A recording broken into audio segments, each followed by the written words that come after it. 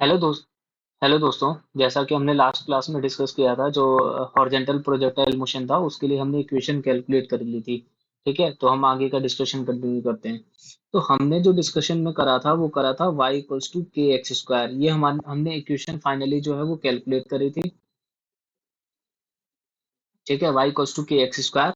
और जो इस k की जो हमने वैल्यू कैलकुलेट करी थी वो आई थी g x square upon two you square. और इस g upon two you square वाले टर्म को हमने बोल दिया था k। सॉरी, ये y आएगा यहाँ पर,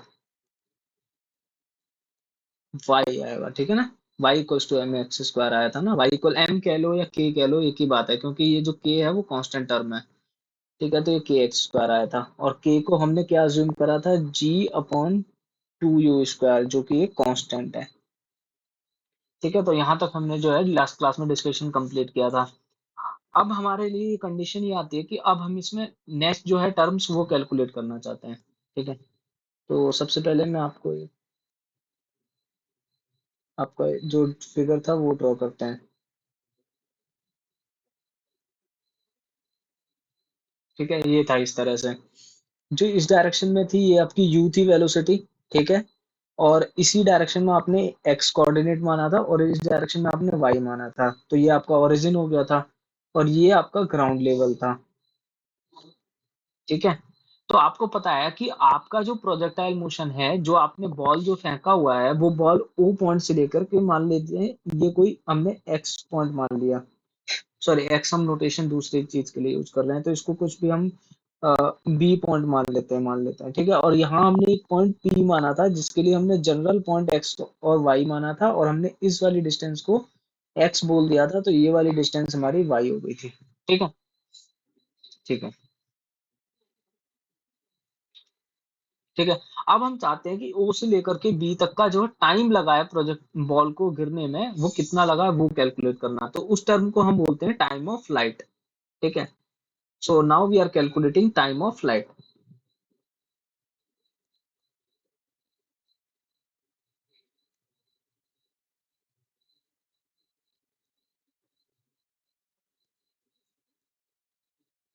ठीक है, now we are calculating time of the flight. तो आपको पता है कि हमने छह इक्वेशन लिखी थी, तीन एक्स डायरेक्शन के लिए, तीन वाई डायरेक्शन के लिए, क्योंकि ये टू डी मोशन है। ठीक है, तो अब वहां पर टाइम जो है वो लास्ट की दो इक्वेशन में आता है। ठीक है, तो लेट्स यूज सेकंड इक्वेशन।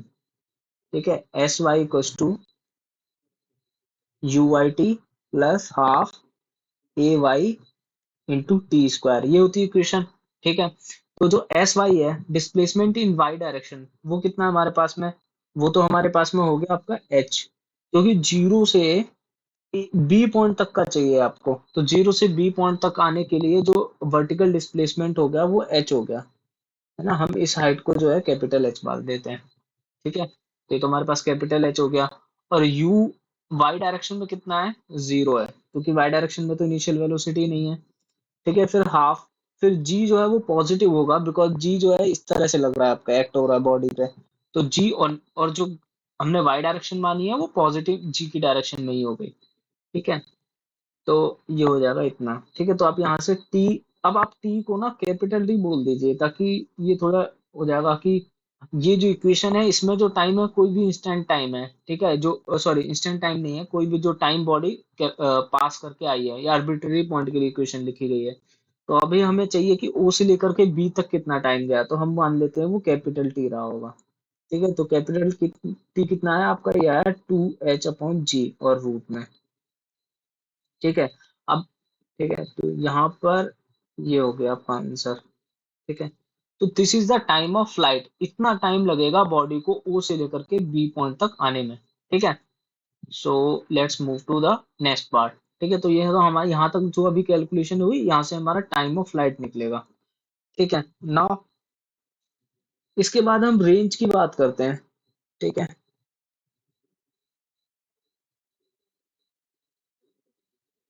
ठीक है, एक बात ध्यान रखना। ठीक है, टाइम ऑफ फ्लाइट की अगर आप डेफिनेशन लिखना चाहते हो तो वो ये ऐसे लिख सकते हो कि time of flight is the time taken by a body या time in which the body remains in air.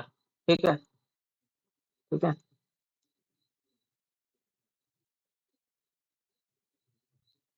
तो आप ऐसे लिख सकते हो कि total time total time for which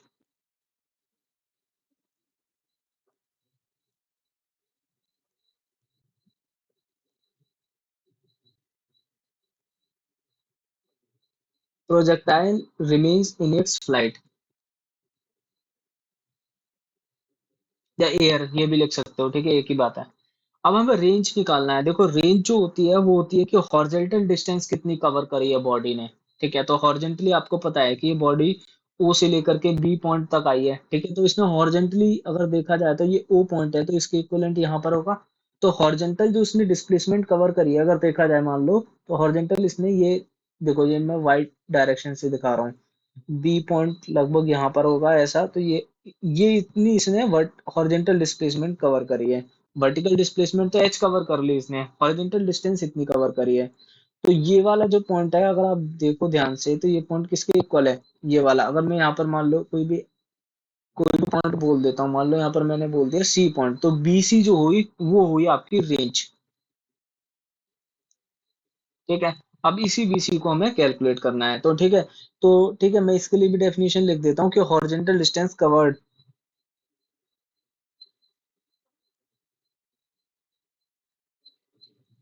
horizontal distance covered during its flight, horizontal distance covered, ठीक है, आप लोग समझ जाओगे। ठीक है, तो ये हॉरिजॉन्टल डिस्टेंस कवर्ड हमने लिख दी। ठीक है, तो अब बात आती है कि हॉरिजॉन्टल डिस्टेंस होगी कितनी। ठीक है, यही तो बात आती है, हमें बीसी तो कैलकुलेट करना है। ठीक है, तो हॉरिजॉन्टल डिस्टेंस के लिए हमें एक्स, देखो पहले हमें टाइम ऑफ फ्लाइट निकालना था जो कि वाई डायरेक्शन में मोशन हो रहा था, इसलिए मैंने वाई डायरेक्शन की इक्वेशन लिख दी। ठीक है, कि क्योंकि बॉडी ऊपर से नीचे की तरफ आ रही थी, तो टाइम ऑफ फ्लाइट हमने इतना लिख दिया। अब हमें चाहिए कि जो हमारा है, देखो अगर आप इसमें बोलते हैं कि सर आप इसमें आपने थर्ड इक्वेशन क्यों नहीं यूज करी। ठीक है, थर्ड इक्वेशन इसलिए नहीं यूज करी क्योंकि 2as इक्वल में v square minus u square हो जाएगा। ठीक है, तो थर्ड वाली इक्वेशन में तो टाइम आ ही नहीं रहा। ठीक है, सिर्फ पहली और सेकंड इक्वेशन में ही टाइम आता है। ठीक है, सो नाउ अब हम रेंज इक्वेशन, रेंज कैलकुलेट करते हैं। ठीक है, तो रेंज के लिए आपके पास में हम यूज करते हैं जो आपका थर्ड एक्सप्रेशन होता है वो। ठीक है, सॉरी सॉरी सॉरी। ठीक है, तो अभी हमें रेंज कैलकुलेट करनी है ना, तो जब अभी डिस्टेंस का जब भी कोई भी फंक्शन आएगा तो आप इसमें सेकंड इक्वेशन यूज करिए। ठीक है, तो पर आपको अब एक्स डायरेक्शन में यूज करनी होगी क्योंकि एक्स डायरेक्शन में हॉरिजॉन्टल डिस्प्लेसमेंट है। तो ये हो जाएगा you x T plus half A x into t square. ठीक है, और ओ से बी हॉरिजॉन्टल डिस्टेंस है during the time of the flight, तो इस कैपिटल टी को आपको रिप्लेस करना होगा कैपिटल टी से। ठीक है, अब आपको पता है कि जो ए एक्स है, ए एक्स तो आपको जीरो हो जाएगा, ए एक्स तो आपका जीरो हो जाएगा क्योंकि एक्स डायरेक्शन में तो कोई भी एक्सेलरेशन नहीं है। तो ये आपका आ जाएगा इतना ए एस एक्स इक्वल में यू एक्स इंटू टी। ठीक है, अगर एस एक्स इक्वल में यू एक्स इंटू टी आ गया तो आपका एस एक्स कितना है, एक्स है। ठीक है, सपोज करते हैं कि ये जो रेंज है, या आप इसको कैपिटल आर बोल दीजिए, ये ज्यादा सही रहेगा। ठीक है, तो इसको हमने बोल दिया कैपिटल आर।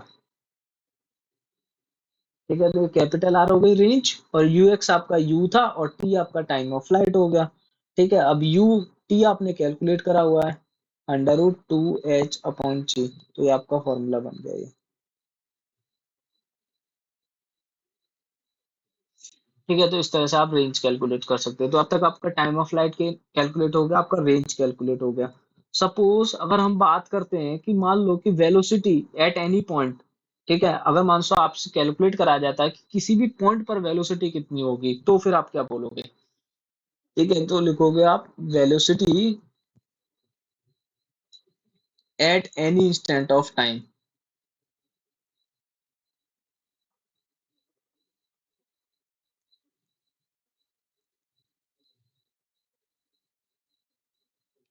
ठीक है, किसी भी टाइम, किसी भी इंस्टेंट ऑफ टाइम पर वेलोसिटी कितना होगा। ठीक है, तो हम इस डायग्राम को देखते हैं, अगर ये कॉपी हो जाता है तो लेट्स कॉपी इट, ट्राई करते हैं। ठीक है,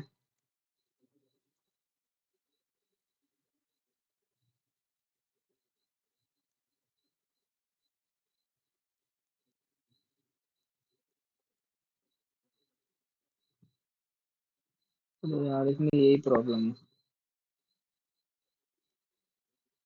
अभी नीचे नहीं आया। ओके, एक काम करते हैं हम इसमें, इसकी स्क्रीन को छोटा कर लेते हैं। इतनी देर में तो दूसरा डायग्राम बना लेते हैं।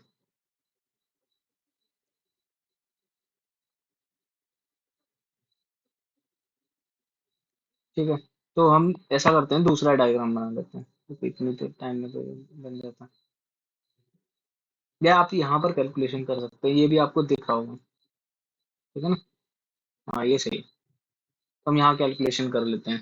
ठीक है, तो हमें कैलकुलेट क्या करना है, अभी हमें जो कैलकुलेट करना है वो ये करना है कि वेलोसिटी किसी इंस्टेंट ऑफ टाइम पर कितनी होगी। ठीक है ना? तो हमें कैलकुलेट करना है वेलोसिटी एट एनी इंस्टेंट।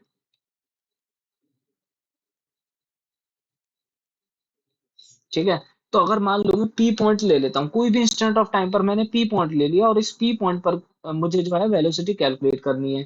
ठीक है, तो अब आपको एक चीज पता है कि जो, ठीक है, अब आपको एक चीज पता है कि जो अगर ए एक्स, देखो ए एक्स अगर जीरो है और एक्सेलरेशन होता है आपका डीवी अपॉन डी टी, पर यहाँ पर एक्स है तो यहाँ पर ये हो जाएगा वी एक्स, ये जीरो हो गया। दिस इंप्लाइज दिस ना।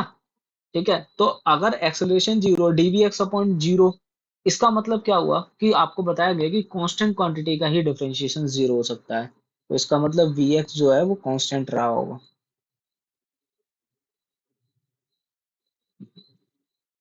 ठीक है, जब वी एक्स कांस्टेंट रहेगा तभी तो उसका किसी भी कांस्टेंट क्वांटिटी का डिफरेंशिएशन जीरो होता है ना। तो यहाँ पर यहाँ पर ये वैल्यू जीरो आ रही है, इसका मतलब ये है कि ये जो क्वांटिटी है जिसका आप डिफरेंशिएशन कर रहे हो ये कांस्टेंट रही होगी, इसलिए मैंने वी एक्स को यहाँ पर कांस्टेंट लिख दिया।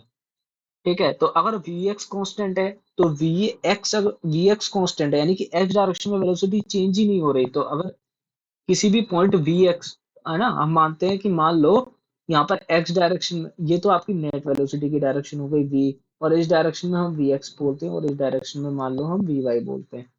ठीक है,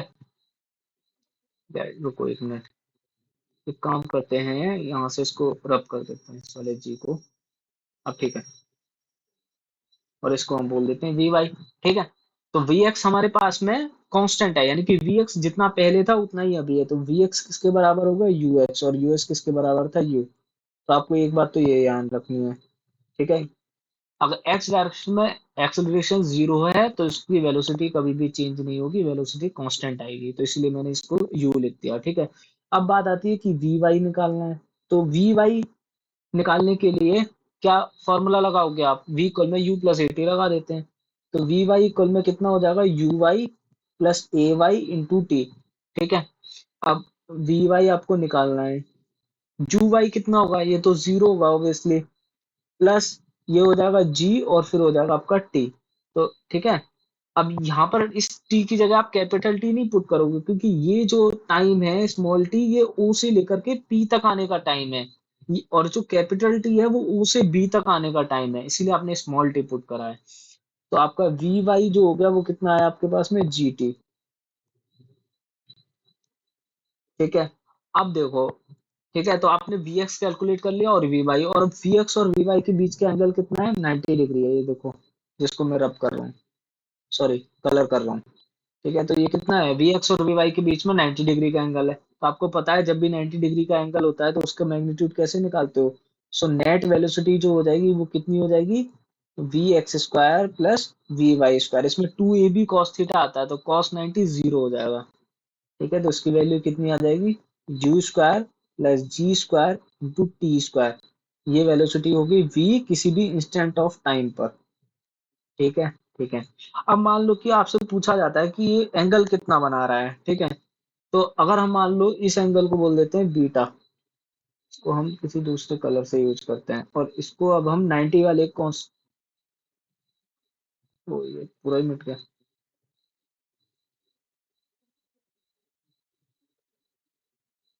ठीक है, ठीक है,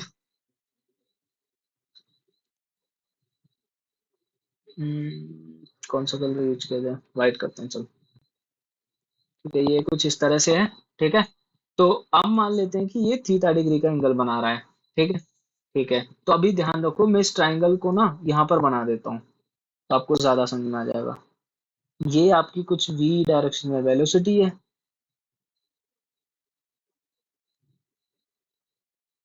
ये आपकी कुछ v डायरेक्शन में वेलोसिटी आ रही है, और ये आपका ऐसे vx है और ऐसे vy है। ये आप सेम बनाओगे। ठीक है, ये आपका vx है और ये आपका vy है, और ये आप एंगल बोल रहे हो बीटा है। बीटा या थीटा कुछ भी ले सकते हो। ठीक है, तो देखो ये जो vy है, इस vy को आप इधर लेके आ जाओ, तो ये आपका हो जाएगा vy। ठीक है, तो अब इसमें टेन थीटा आप पुट कर दो, टेन बीटा। इसमें अगर आप टेन बीटा को करोगे तो टेन बीटा कितना होता है, perpendicular upon hypotenuse, perpendicular upon base. तो परपेंडिकुलर कितना है इसमें, वी वाई, और बेस कितना है इसमें, वी एक्स। ठीक है, अब वी वाई भी आपको पता है, वी वाई आपने निकाला जी टी, जी टी, और यू वाई वी एक्स कितना है आपका, यू है। ठीक है, तो अगर आप बीटा कैलकुलेट करना चाहते हो तो टेन को इधर लाओगे तो ये टेन इनवर्स हो जाएगा, तो ये हो जाएगा tan inverse G T upon you. Paper में आपको इसकी वैल्यू गिवन होगी कि टेन इनवर्स कितना होता है अगर अननोन वैल्यू एंगल के लिए आ गया। मान लो टेन इनवर्स आपको 15 आ गया, तो टेन इनवर्स 15 की वैल्यू आपको दी होगी। ठीक है, तो आई होप कि आपको ये समझ में आ गया। तो ये तो डिस्कशन हमारा कंप्लीट हो चुका पूरा। ठीक है, हॉरिजॉन्टल मोशन का। ठीक है, क्योंकि इसी के सेम जैसा डिस्कशन ही आपका जो है वो वर्टिकल प्रोजेक्टाइल मोशन में भी होता है। ठीक है, तो हम एक काम करते हैं कि वर्टिकल प्रोजेक्टाइल मोशन को भी साथ में ही आपके डिस्कस कर लेते हैं। ठीक है, ताकि फिर ये एक ही बार में खत्म हो जाएगा।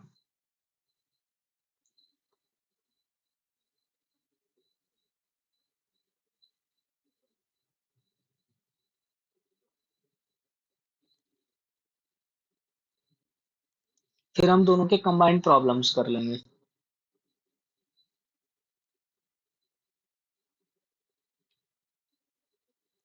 ठीक है, projectile motion at an angle theta with horizontal.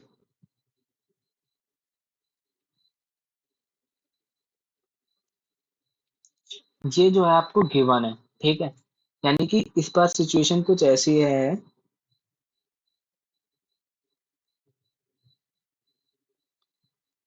कि कुछ ज्यादा वैसा नहीं है। ठीक है, कुछ हद तक ठीक है, हाँ। ठीक है, तो ये हम मान लेते हैं, और ये जो है आपका ग्राउंड है, ध्यान रखिएगा। ठीक है, इतना आगे समझ में। ओके, तो आपको जो है किसी भी पर्टिकुलर डायरेक्शन में यू वेलोसिटी दे रखी है किसी भी थीटा एंगल में। ठीक है, और आपको, ठीक है, जैसे पहले भी हमने एक सिचुएशन कंसिडर करी थी, वहां पर क्या था, हम ऑलरेडी किसी वर्टिकल हाइट पर थे और वहां से हमने किसी पैरेलल डायरेक्शन में ग्राउंड के यू वेलोसिटी दी थी, तो हमने देखा था कि बॉडी का मोशन कुछ ऐसा हो रहा है। ये अभी हमने डिस्कस किया। अब हम डिस्कस कर रहे हैं कि हम ग्राउंड पर ही हैं और किसी भी चीज को थीटा डिग्री से एंगल से फेंक रहे हैं, तो ऑब्वियसली ये चीज जाएगी ऊपर की तरफ। ठीक है, ऊपर जाएगी तो आपको पता है यहाँ पर हर पॉइंट पर ग्रेविटी एक्ट कर रही है, तो जिसकी वजह से ये नीचे भी आएगी, और नीचे आएगी। ठीक है, तो ये एयर में रही, प्रोजेक्टाइल इसने कोई मोशन करा, उस मोशन को हमने प्रोजेक्टाइल मोशन बोला है। ये तो हम डेफिनेशन पहले ही देख चुके हैं। तो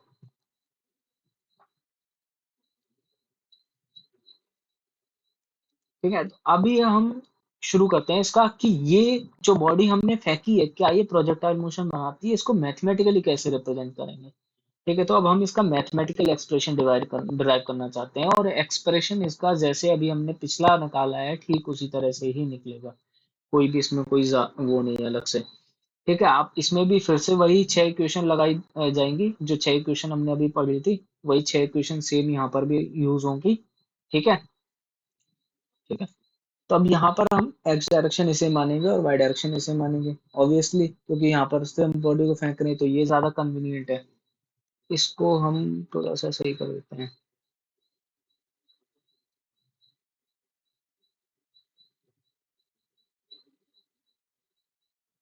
समझ आ रहा है, हाँ ठीक है। चलो, ये वाई डायरेक्शन होगी।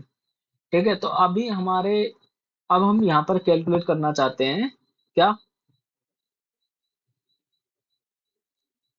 ट्रेजेक्ट्री।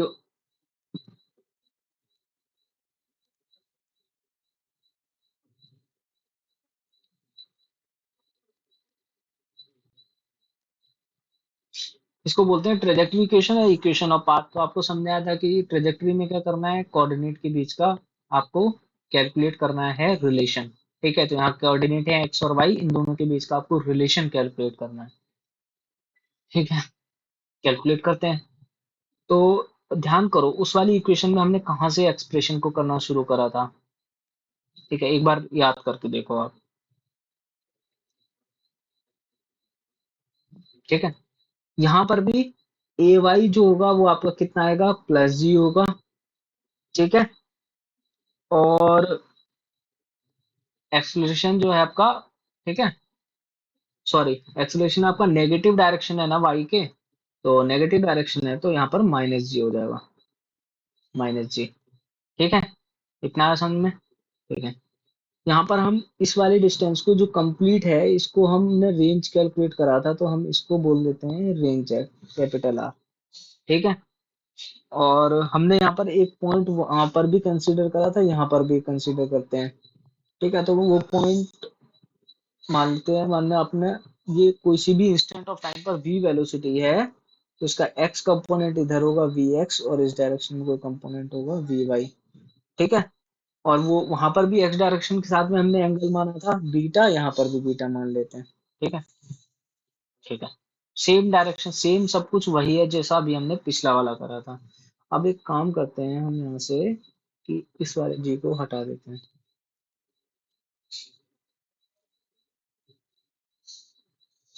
ठीक है, अभी थोड़ा क्लियर हो गया। ठीक है, तो अभी हमारा एम क्या है, हमें ट्रेजेक्टरी की इक्वेशन फाइंड आउट करनी है। ट्रेजेक्टरी में एक्स होता है और वाई होता है, तो लेट्स कैलकुलेट एक्स फर्स्ट। ठीक है, तो आपका क्या हो जाएगा एस एक्स। अच्छा हाँ, इसमें ए एक्स जो है वो जीरो होगा, क्योंकि फोर्स ग्रेविटी सिर्फ वाई डायरेक्शन डाल रही है, एक्स डायरेक्शन में तो लग नहीं रही, तो एक्स जीरो हो जाएगा, सिंपल।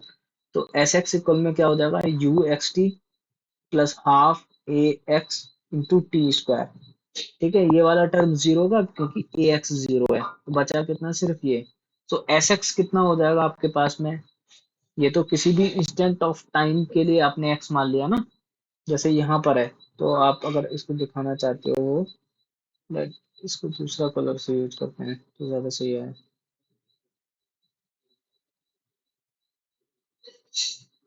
ठीक है, ये जो हो गया ये वाई हो गया आपका। ठीक है, और ये वाला जो है आपका कोऑर्डिनेट, ये कितना हो गया आपका, एक्स हो गया। ठीक है, अब आ रहा हो समझ में आपको। तो अब हमारे पास जो डिस्प्लेसमेंट है किसी भी आर्बिट्रेरी पॉइंट के लिए वो एक्स आ गई। ध्यान रखना, जब भी हम कोई भी ट्रेजेक्टरी की इक्वेशन या कोई भी नॉर्मल, कोई भी हम जैसे एनालिसिस कर रहे होते हैं, तो वहां पर हम कभी भी बाउंड्री कंडीशन नहीं लेते। मतलब आप ऐसा नहीं बोल सकते कि एक्स की जगह हम कैपिटल आर ले लेते हैं या एक्स की जगह हम जीरो ले लेते हैं। तो जीरो और कैपिटल आर हम नहीं लेंगे बाउंड्री कंडीशंस को, इसके अलावा आर्बिट्ररी कोई भी पॉइंट ले सकते हैं, तो हमने आर्बिट्ररी पॉइंट ले लिया एक्स। ठीक है, ठीक है। अब जो u है इसके दो कंपोनेंट होंगे। ठीक है, क्योंकि ये अगर हम दिखाना चाहें तो ये कुछ ऐसे बना है u, और ये x डायरेक्शन के साथ थीटा एंगल बना रहा है, तो आपका ये कितना हो जाएगा आपका यू एक्स कॉस थीटा, और ये वाला कितना हो जाएगा आपका यू आई साइन थीटा। तो आप चाहो तो यहाँ पर इसको लिख सकते हो। ठीक है, इसको लिखते हैं हम,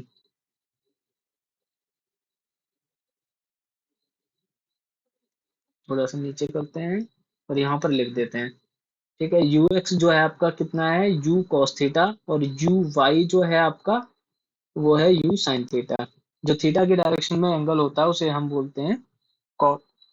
ठीक है, ठीक है, ठीक है, ठीक है। अब इसमें यू एक्स जो है वो पुट कर दो, तो यू एक्स कितना होगा, you cos theta into time. ये आपका एक्स कोऑर्डिनेट आ गया।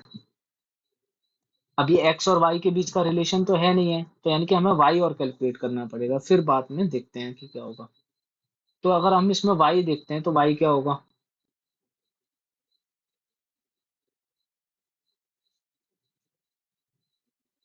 ठीक है, ठीक है। अब हम मान लो इसमें वाई कैलकुलेट करना चाहते हैं, तो वाई इसमें कितना होगा। ठीक है, y के लिए आप एक्सप्रेशन लिखोगे y डायरेक्शन में, एस वाई इक्वल में u y t plus half a y into t square.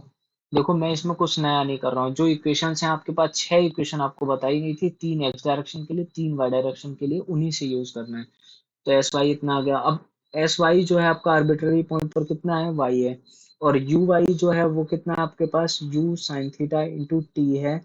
ठीक है, minus half G T square है, क्योंकि ए वाई आपका माइनस जी है। ठीक है, तो अब आपके पास में, ठीक है, अब इस डायग्राम का भी ज्यादा कोई काम नहीं है। ठीक है, अब ये आ गया वाई और वाई आ गया हमारे पास। एक्स कैलकुलेट हमने कर लिया था, वाई हमें कैलकुलेट करना था, तो हमारे पास वाई भी आ गया।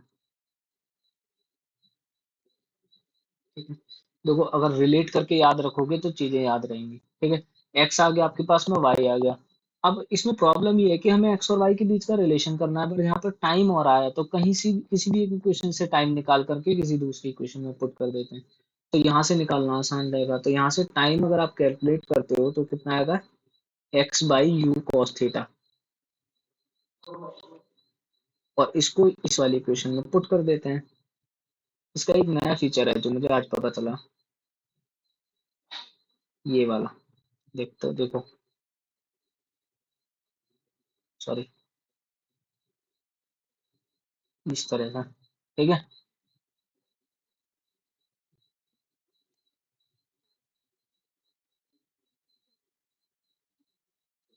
हाँ ये, ठीक है। ठीक है, तो अब इसमें पुट करते हैं, तो y इक्वल में कितना आया, u।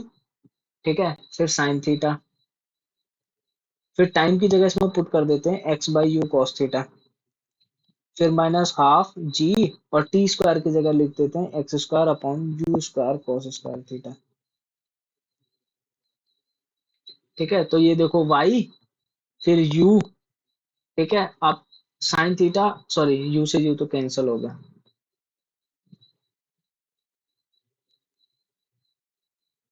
ठीक है, तो ये कितना आएगा, x tan theta minus half g x square upon u square cos square theta. ये आपकी आ गई क्वेश्चन। अब देखो, इसमें y और x के बीच का रिलेशन है ये। ठीक है, और इसमें दो बाकी के टर्म आ रहे हैं, वो सारे टर्म हमें दिए हुए हैं। थीटा हमें दिया हुआ था क्वेश्चन में, u हमें दिया हुआ था क्वेश्चन में। तो ये जो क्वांटिटीज नून थी, उसी के टर्म में हमने x और y का रिलेशन कैलकुलेट कर दिया, जो कि हमें कैलकुलेट करना था। So this is the equation of the projectile.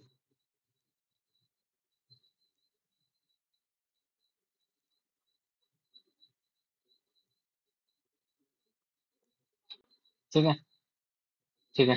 अब इसको एक बार कंपेयर करते हैं, इसको कंपेयर करते हैं, y टेन थीटा तो आपका कांस्टेंट टर्म हो गया। टेन थीटा तो आपका कांस्टेंट टर्म हो गया ना, ये वाला, ये तो आपका कांस्टेंट हो गया। तो बचा कितना, x। और इसको बोल देते हैं, चलो इसको बोल देते हैं a, ax हो गया। फिर माइनस, फिर यहाँ से g। और देखो इसको क्वांटिटी को, ये वाली क्वांटिटी जो है आपकी कांस्टेंट हो गई। ठीक है, तो इसको कोई अदर कांस्टेंट बोल देते हैं, बी एक्स स्क्वायर। तो y, ठीक है, तो ये इस फॉर्म का बन रहा है। तो हमेशा ध्यान रखना, प्रोजेक्टाइल मोशन में क्या होता है कि एक कोऑर्डिनेट जो होता है वो स्क्वायर टर्म होता है किसी दूसरे कोऑर्डिनेट के कंपैरिजन में, मतलब क्वाड्रेटिक पावर होती है। तो यहाँ पे एक्स की पावर जो है वो ट्वाइस दिख रही है, और वाई की पावर है वन। तो इसको हम बोलेंगे ये प्रोजेक्टाइल मोशन है, और इक्वेशन ऑफ द प्रोजेक्टाइल।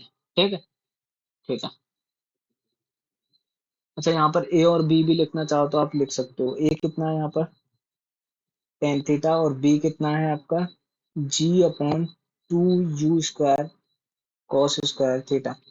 ठीक है, कंपेरिजन से लिख दिया ये बस। ठीक है, नेक्स्ट जो है हम कैलकुलेट करना चाहते हैं, सपोज मान लो टाइम ऑफ फ्लाइट। ठीक है, ये तो हो गया हमारे पास अब तो डिस्कशन। ठीक है, अब नेक्स्ट हम जो कैलकुलेट करना चाहते हैं, वो हम कैलकुलेट करना चाहते हैं, मान लो टाइम ऑफ फ्लाइट। ठीक है, तो वो अब हम कैसे कैलकुलेट करेंगे वो देखते हैं। ठीक है, कोशिश करते हैं कि आ जाए।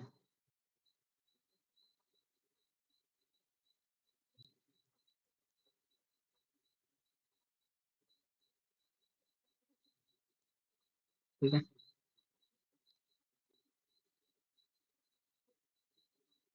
हाँ,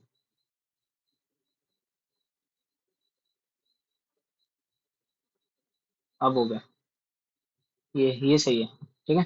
तो अब हम कैलकुलेट करना चाहते हैं इसमें टाइम ऑफ फ्लाइट। सेम वही डिस्कशन है जो हमने लास्ट वाली क्लास में किया था। ठीक है, बस मोशन का टाइप अलग है। मोशन जो है वो प्रोजेक्टाइल मोशन है, बट वहां पर जो था वो हॉरिजॉन्टल था, और यहाँ पर जो है एक तरह से वर्टिकल प्रोजेक्टाइल मोशन।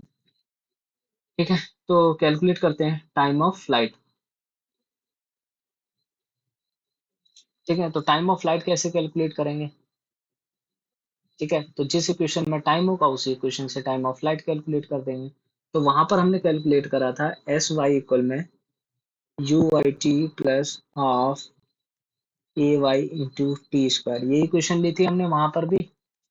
ठीक है, और ए वाई जो था हमारे पास में, वो कितना है हमारे पास में, जी। ठीक है।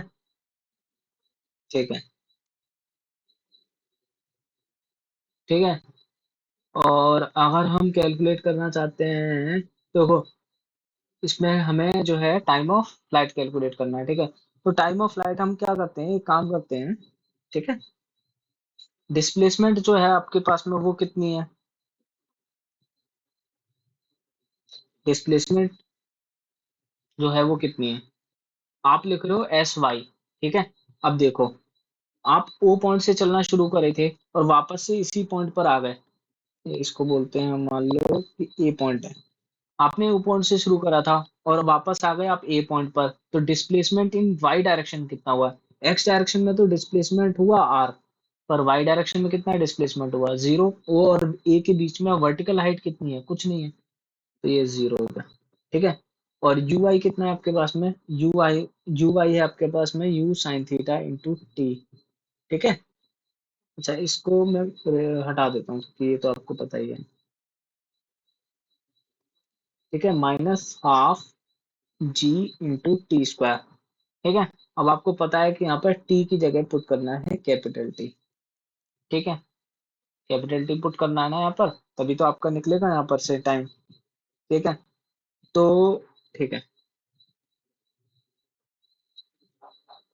तो अब एक काम करते हैं, हाफ जी इंटू टी स्क्वायर, और ये हो जाएगा आपके पास में, ये यू था आपके पास में,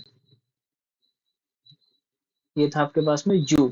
ठीक है, तो half G T square equal में कितना आया, you sine theta into t. ठीक है। ठीक है, अब एक टी को जो है हम यहाँ से, जस्ट अ मिनट,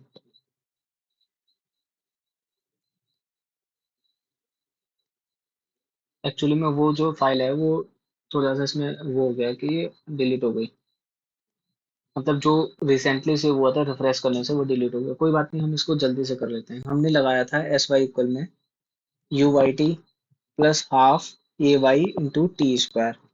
ठीक है, एस वाई हम बोल रहे थे डिस्प्लेसमेंट जीरो है, ये मैंने आपको समझा दिया। ये यू साइन थीटा, और इसको हम बोल रहे थे capital T, minus half a Y जो था वो हो जाएगा जी, और फिर हो जाएगा कैपिटल टी स्क्वायर। ठीक है, तो ये जो है आपका, ये हो जाएगा आपका you sine theta into T equal में हो जाएगा हाफ जी इंटू टी स्क्वायर।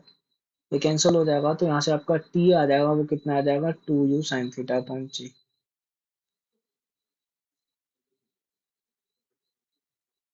ठीक है, ये, तो ये टोटल टाइम ऑफ फ्लाइट है यहाँ से लेकर के यहाँ तक आने का। ठीक है, सपोज कोई पूछता है कि इसकी मैक्सिमम हाइट तक पहुंचने का टाइम कितना होगा, तो मैक्सिमम हाइट तक पहुंचने का टाइम हाफ हो जाएगा यू साइन थीटा बाई जी। ठीक है, अब हम मैक्सिमम हाइट कैलकुलेट करते हैं।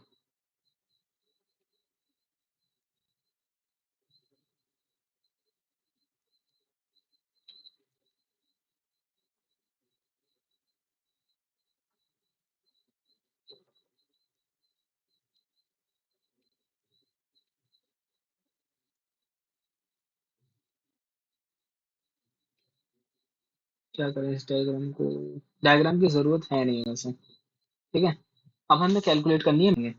ठीक है, तो जैसे कि अगर हम मान लो बोलते हैं कि आपका ये हो गया, मान लो प्रोजेक्ट है, ठीक है, ये आपकी हो गई मान लो एच मैक्सिमम हाइट। ठीक है, मैक्सिमम हाइट पर जो आपका वी एक्स होगा वो इस डायरेक्शन में होगा। ठीक है, और वी वाई जो होगा वो नीचे की डायरेक्शन में होगा। ठीक है, तो नीचे की डायरेक्शन में तो, ठीक है, कितना आ रहा है देखो। देखो अभी देखो, हम इसको पहले इक्वेशन लिखते हैं हम। तो ये हो जाएगा आपका two a y s y equal में हो जाएगा v Y square minus u y का स्क्वायर। ठीक है, ठीक है। अब फाइनली जो है आपका मैक्सिमम हाइट पर क्या होगा, वर्टिकल कंपोनेंट जो है वेलोसिटी का वो जीरो हो जाएगा। ठीक है, मतलब वाई डायरेक्शन में तो, जैसे कि अगर मान लो पार्टिकल आपका जस्ट इस पॉइंट पर आ गया तो उसमें तो सिर्फ वेलोसिटी इस डायरेक्शन में रहेगी ना, वाई डायरेक्शन में तो मूव नहीं कर रहा आप। तो वी वाई जो है वो तो जीरो हो जाएगा आपके पास में। तो वी वाई जो है आपके पास में उसको जीरो कर देते हैं, ये वाला टर्म आपका जीरो हो जाएगा। और ये फाइनल वेलोसिटी है, क्योंकि आपको यहाँ से और यहाँ तक का ही मोशन आप कंसिडर कर रहे हैं, मान लो इसको ए और बी बोल देते हैं। ठीक है, क्योंकि आपको मैक्सिमम हाइट तक का, हम जो है मैक्सिमम हाइट कैलकुलेट करनी है तो मैक्सिमम हाइट तक का ही इनिशियल पॉइंट और फाइनल पॉइंट पर कंसिडरेशन करेंगे। तो फाइनल पॉइंट ये, तो फाइनल वेलोसिटी ए पॉइंट की देखनी है जो कि जीरो हो जाएगी। ठीक है, टू ए वाई डायरेक्शन में कितना हो जाएगा, माइनस जी। ठीक है, एस डायरेक्शन में एस वाई कितना हो जाएगा, डिस्प्लेसमेंट इन वाई डायरेक्शन हो जाएगा आपके पास में एच एम, कैपिटल एच कर लेते हैं। ठीक है, ये होगा आपके पास में। ऑलराइट, माइनस, और यू वाई कितना है आपके पास में, U square sine square theta. तो ये कैंसिल हो जाएगा आपके पास में। तो यहाँ से जो है आपके पास में कैलकुलेट होकर के एच आ जाएगा, जो कि होता है आपके पास में U square sine square theta by two ji.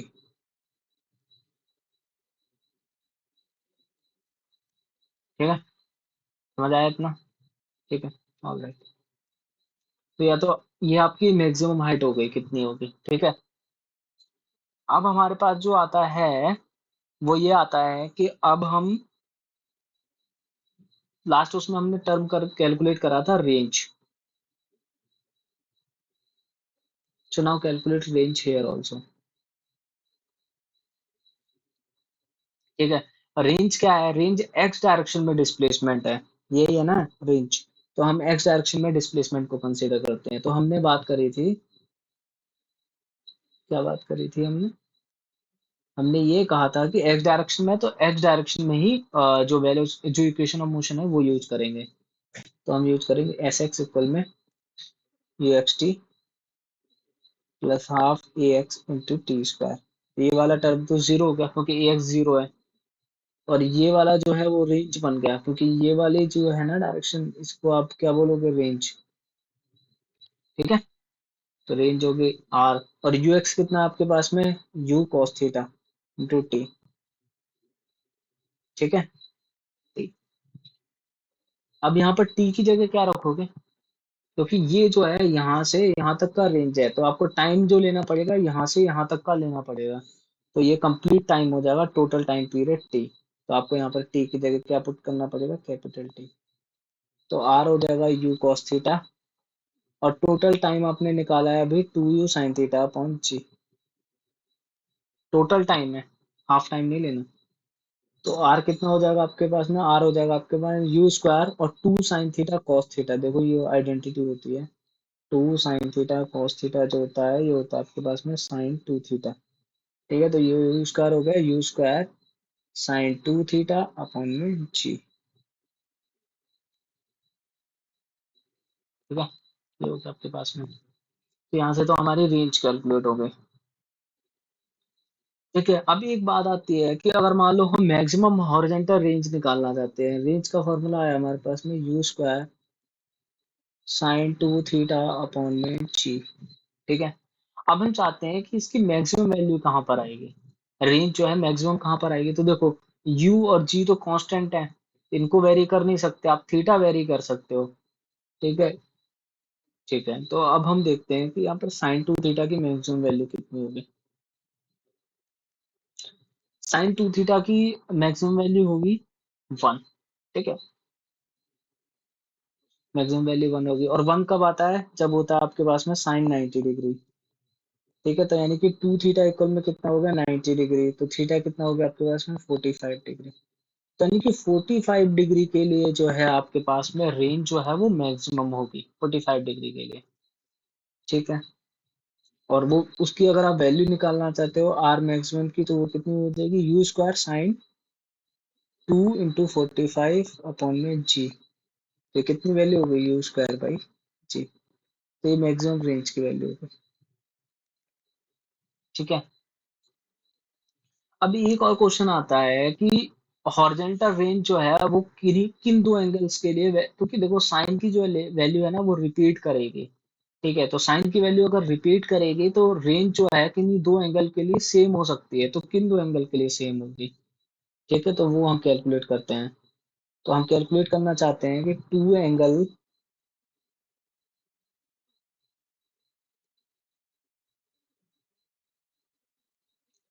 Of projection for the same horizontal range, same range लेते थे हमें। ठीक है, तो अभी आपके पास रेंज का एक्सप्रेशन वो कितना आया, रेंज का एक्सप्रेशन आया आपके पास में U square sine two theta upon G, ये आपके पास में रेंज अभी आया कैलकुलेट होकर। ठीक है। ठीक है। अब देखो, अगर मान लो आपने एक रेंज लिखा उसको हम बोलते हैं आर प्राइम और यू स्क्वायर और साइन। ठीक है, अब हम एक काम करते हैं यहाँ पर साइन टू। ठीक है, थीटा की जगह हम 90 माइनस थीटा पुट करके देखते हैं। ठीक है, देखते हैं क्या होगा 90 माइनस थीटा पर, क्योंकि 90 माइनस थीटा पे ये वैल्यू देखते हैं किस तरह से इसका फॉर्मूला जो है वो सेम आएगा। ठीक है, तो रेंज इक्वल में U square sine two 90 minus theta upon G हो गया, ये हो जाएगा आपका यू स्क्वायर। ठीक है, तो ये हो जाएगा आपके पास में sine 180 minus two theta upon G. और ये आपको मैंने मैथमेटिकल टूल्स वाले में बताया हुआ है कि साइन 180 माइनस थीटा जो होगा, साइन 180 माइनस टू थीटा है ना, तो हमने साइन 180 माइनस थीटा करा था। तो साइन 180 माइनस थीटा जो है वो सेम रहता है, एंगल चेंज नहीं आता और सेम ही रहता है ये। सेम रहने का मतलब ये चेंज नहीं होगा कॉस वगैरह में। ये हो जाएगा यू स्क्वायर और ये हो जाएगा आपके पास में sign two theta upon G. तो ये तो आर प्राइम है और आपको पता है कि यही आर है। तो ये कब आया रिजल्ट, ये रिजल्ट जब आया जब आपने थीटा को पुट करा 90 माइनस थीटा। तो यानी कि 90 कोई भी अगर एंगल थीटा है, ठीक है, तो अगर आप उसमें, ठीक है चलो इसको मैं बोल देता हूँ थीटा प्राइम।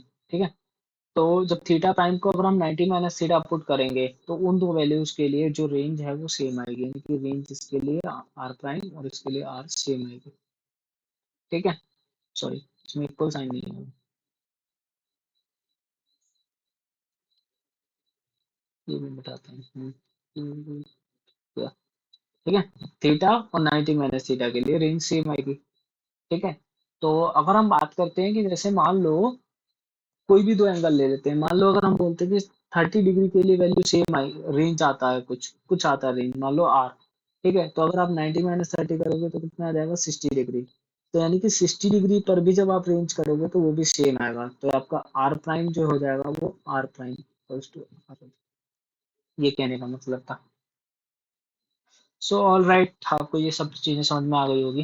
ठीक है, अब ये रेंज एंगल अलग होने से रेंज सेम कैसे आई, ये भी तो क्वेश्चन आ सकता है दिमाग में। ठीक है, तो इसमें अदर फैक्टर जो है ना वो चेंज हो जाएंगे, जैसे कि अगर मान लो मैं डायग्राम इसका बनाते हैं,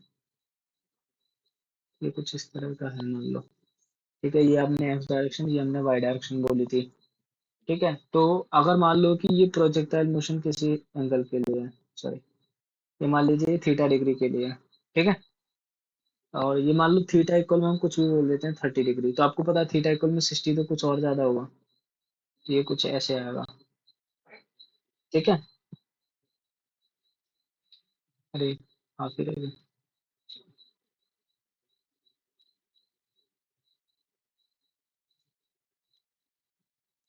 ठीक है। ठीक है, तो हमें रेंज सेम बनानी है। ठीक है। ठीक है, तो 30 डिग्री के लिए हो गई। ठीक है, तो अगर आप 60 डिग्री के लिए खींचोगे तो कुछ ऐसा आएगा, ये 60 डिग्री के लिए हो जाएगी। ठीक है, तो इसी तरह से ही आपका हो जाएगा, मतलब रेंज जो है वो दोनों के लिए सेम हो जाएगी। ठीक है, तो ये तो हमारा डिस्कशन यहाँ पर प्रोजेक्टाइल का खत्म हुआ। हम जो है नेक्स्ट क्लास में देखते हैं कुछ न्यूमेरिकल्स प्रोजेक्टाइल से रिलेटेड। ठीक है, so thank you so much guys.